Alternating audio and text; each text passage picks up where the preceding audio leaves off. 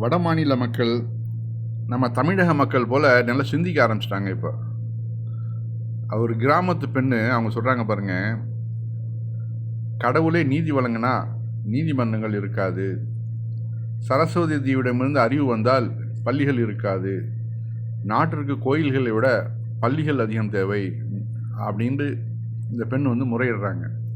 அதாவது இந்த ஜாதிய அடுக்குமுறையை பார்த்து வெறுத்து போய் என்ன பண்ணுறாங்கனாக்க ஒரு நாத்திக தன்மைக்கு போயிடுறாங்க இந்த அம்மா. அதான் சொல்கிறாங்க பாருங்களேன், கோயில்களை விட எங்களுக்கு பள்ளிக்கூடம் தான் முக்கியம், பள்ளிக்கூடம் இருந்தால் எல்லாமே நல்ல முறையில் வரும்.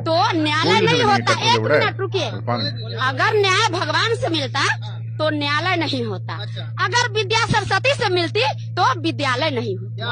क्या गलती कर रहे हैं? तो हम चाहेंगे मंदिर से ज्यादा स्कूल की जरूरत है। जगह जगह पर सरकार जितना करोड़ों रुपया बेगर कहे सुने मंदिर में खर्चा करते, वह पैसा सरकार हमें कॉलेज स्कूल में खर्चा करे और टीचर के साथ में खर्चा करे। बस यही अपील है. இப்படி இந்த மக்கள் சிந்திக்க ஆரம்பிச்சிட்டாங்கனாக்க வருங்காலங்களில் மோடியும் அமித்ஷாவும் இது மாதிரி மக்களை தூண்டி விட்டு ராமர் கோவில், மாட்டுக்கறி இப்படி வச்சு அரசியல் பண்ணி அந்த மக்களை மூளை செலவு செய்கிறதெல்லாம் தூக்கி எறிஞ்சிருவாங்கன்னு நினைக்கிறேன் கொஞ்ச நாளில். இது தமிழகத்தில், கேரளாவில், கர்நாடகாவெல்லாம் எடுபடலை, ஆந்திர பிரதேசத்தெல்லாம் எடுபடலை. ஆனால் வட மாநிலங்களில் படிப்பறிவு இல்லாதனால அங்கே இவர்களுடைய இந்த மாய்மால ஜால இந்த மோடி மஸ்தான் வேலைகள் இருக்குத, அது அங்கே சக்ஸஸ் ஆகுது. அதே நேரத்தில் தேர்தல் கமிஷனும் அது ஒத்துவுதுதா, அதனால் அவர்கள் ஈஸியாக ஜெயிச்சுட்டு வந்துடுறாங்க.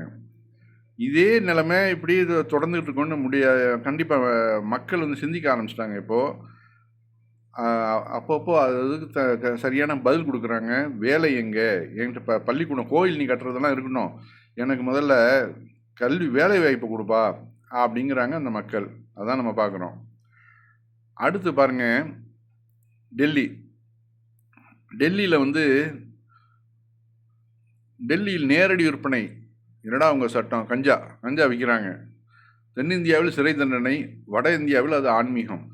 ஆமாம், அது புனிதம். அந்த கஞ்சா செடி அந்த அகோரிகள்னு சொல்லிட்டு அந்த சாமியார்கள் இருக்கானுங்க, முக்கால்வாசி பேர் அந்த கஞ்சாவை அடிச்சுக்கிட்டு தான் அந்த போதை அரை மயக்கத்தில் அப்படியே எந்த ஒரு வேலையும் செய்யாமல் മക്കളെ സുരണ്ടി മക്കളുടെ യാസനം പെട്ടു. ഞാനിപ്പോ നിൽക്കുന്ന നമ്മുടെ ചാന്ദിനി ചോക്ക് മാർക്കറ്റിലാണ് കേട്ടോ, ഡൽഹിയില്. ഇവിടെ മോർണിംഗ് ഞാൻ കാഴ്ച കാണിച്ചു തരാം. ഇത് കണ്ടില്ലേ, ഇവിടെ കൂട്ടിയിട്ട് വിൽക്കുന്നത് മുഴുവൻ കഞ്ചാവാണ്. ഓക്കെ, ഇതേണ്ട ഇത് അത് ഈ അപ്പച്ചന്റെ ഇരിക്കുന്നത് ഇവിടെ തൊട്ട് അങ്ങോട്ട് തേണ്ട ഈ ചേട്ടന്റെ കയ്യിലിരിക്കുന്നത് ഇതെന്ന് വെച്ച് കഴിഞ്ഞാൽ ഇപ്പോ ശിവന്റെ ഒരു യാത്ര, അതായത് ശിവ ടാക്ക് കവാഡ് എന്ന് പറഞ്ഞിട്ടുള്ള ഒരു പരിപാടി നടക്കുന്നുണ്ട്, ഇപ്പൊ ഒരു പൂജ നടക്കുന്നുണ്ട്. അതിനുപയോഗിക്കാനായിട്ടുള്ള കഞ്ചാവാണ് കേട്ടോ. അതായത് നമുക്കറിയാം, നമ്മുടെ ഇന്ത്യയില് കഞ്ചാവ് ലീഗലായിട്ട് സ്മോക്ക് ചെയ്യാനായിട്ട് പാടില്ല, അത് ഇല്ലീഗലാണ്.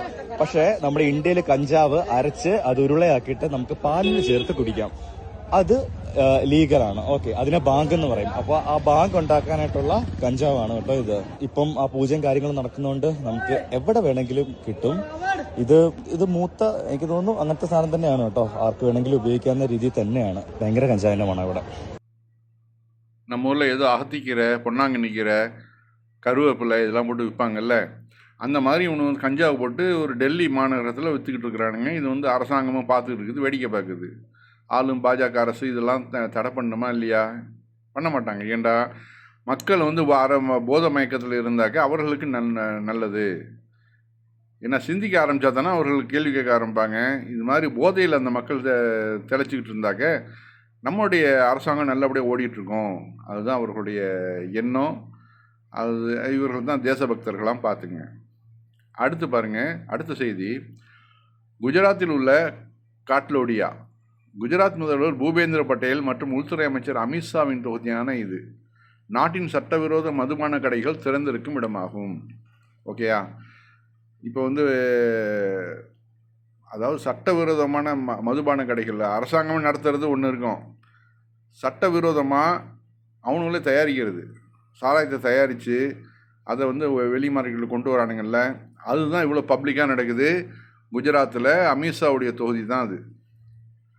என்ன, அதாவது 64 இன்ச்சு மார்பு இவர்களுக்கெல்லாம் என்ன பண்ணுறாங்க? இப்போது ஒன்றும் பண்ண மாட்டாங்க.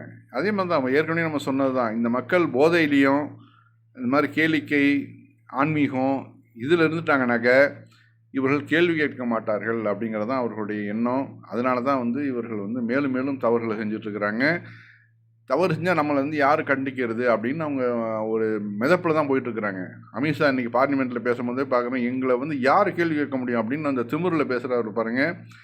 அதற்கெல்லாம் காரணம் இந்த வடமாநில மக்கள் தான். இந்த மாதிரி அறிவை இழந்து, கல்வியை இழந்து, குடியிலையும் சுகபோகத்திலையும் இருக்கிறதுனால தான் இந்த மாதிரியான அமித்ஷாக்கள்லாம் இப்படி வந்து பார்லிமெண்ட்டில் கிடந்து துள்ளுறது. எங்களை யாரையும் கேள்வி கேட்க முடியுங்கிறாப்புல அமித்ஷா. அது பாருங்க, இந்த ஏரியாக்களை பாருங்க.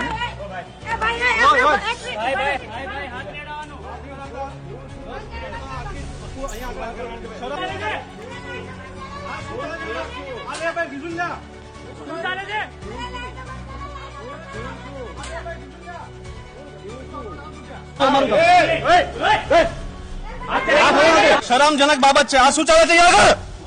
આ શું ચાલે છે આગળ? શું આપણું નામ શું છે? અહીંયા શું થયું તમે? આ શું છે? પરમિશન શું લેવા અંદર આવ્યા? એટલે આમાં પરમિશન લેવાની હોય અમારે? શરમજનક બાબત છે. ઘાટલોડિયા વિસ્તાર મુખ્યમંત્રી ભૂપેન્દ્રભાઈ પટેલનો મત વિસ્તાર છે. આ વિસ્તાર છે ગૃહમંત્રી અમિત શાહ, કેન્દ્રીય ગૃહમંત્રી અમિત શાહનો મત વિસ્તાર. અહીંયા આગળ નજીકમાં ઘાટલોડિયા શાળા નંબર 2 છે. ત્યાંથી 100 મીટરના અંતરે પ્રતિક કોમ્પ્લેક્સના ખાંચામાં દેશી દારૂનો અડ્ડો ધમધમે છે. અહીંયા આગળ રહેણાંક વિસ્તાર છે. મહિલાઓ, નાના બાળકો બધાની અવર જવર છે. મુખ્યમંત્રી શ્રીને વિનંતી છે, તમારા વિસ્તારની અંદર જો આ રીતના દારૂના અડ્ડા ચાલતા હોય ને તો તમારા પદ પરથી રાજીનામું આપો. તમારા મત વિસ્તારમાં દારૂ વેચાતો હોય, તમે એ સંભાળી નથી શકતા તો આખું રાજ્ય કઈ રીતે સંભાળશો તમે? તમારા વિસ્તારની અંદર આ દારૂ વેચાય છે અને એક બે વ્યક્તિઓ તો ઠીક છે, દ્રશ્યો બતાવીએ કે આખી મહેફિલ અહીંયા આગળ જામેલી છે. એવી તો કોની રહેમ નજર છે? એવું તો કોણ મદદ કરે છે આ બુટલેગરોને? અને પછી જીએસ મલિક કમિશનર શ્રી એમ કહે છે કે અમે અમદાવાદની અંદર ગુનાખોરી ઓછી કરી છે. ગુનાખોરી ઓછી નથી થઈ, ગુનેગારો સાથે હાથ મિલાવવામાં આવ્યા છે. ગુનાખોરી ઓછી બતાવવામાં આવી રહી છે, ઓછી થઈ નથી. હું તો એટલું જ કહીશ કે સૌથી પહેલા તો ઘાટલોડિયાના પીઆઈ જગદીશ કંડોરિયા પોતાના પદ પરથી રાજીનામું આપે. તમારા વિસ્તારની અંદર, મુખ્યમંત્રીના મત વિસ્તારની અંદર જો આટલું મોટું સ્ટેન્ડ ચાલતું હોય અને તમે કંઈ કરી નથી શકતા, તમે ડરો છો આ બુટલેગરોથી, તો તમારે આ પદ છોડવું જોઈએ. અમદાવાદના પોલીસ કમિશનર જીએસ મલિક પોતાનું પદ છોડે, કારણ કે રાજ્યના મુખ્યમંત્રીના મત વિસ્તારની અંદર આ સ્ટેન્ડ ચાલે છે. સ્કૂલની બાજુમાં નાના બાળકો જ્યાં આગળ અભ્યાસ અર્થે આવે છે એ